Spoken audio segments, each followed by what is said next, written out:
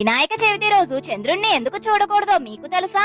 ఒకసారి గణేశుడు తన వాహనమైన చిన్న ఎలుకపై కూర్చొని తన తల్లి పార్వతీదేవిని భూమి నుండి కైలాసానికి తీసుకువస్తున్నాడు. ఆ సమయంలో అతను చంద్రలోకం మీదుగా వెళ్తున్నాడు. ఆకాశంలో మెరిసిపోతున్న చంద్రుడు గణపతిని చూసి తన అందం గురించి తనకున్న అహంకారంతో ఏనుగు తల పెద్ద పొట్టతో చిన్న ఎలుకపై వెళ్తున్న గణపతిని చూసి ఎగతాళి చేస్తూ నవ్వుతాడు.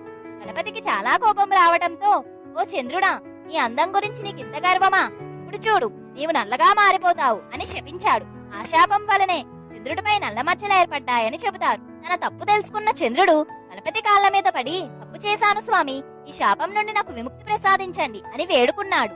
గణేశుడు దయతో చంద్రుని క్షమించి, నువ్వు సూర్యుని కాంతి పొందుతావు, నెలలో ఒక రోజు పూర్తిగా ప్రకాశిస్తావు, కానీ భాద్రపద శుక్లపక్ష చతుర్థి రోజున నిన్ను చూసిన వారికి అపకీర్తి కలిగి వారు చాలా ఆరోపణలు ఎదుర్కోవాల్సి వస్తుందని చెబుతాడు. ఇంకొక కథనం ప్రకారం ఒకసారి ఎలుకపై వెళ్తున్న గణపతికి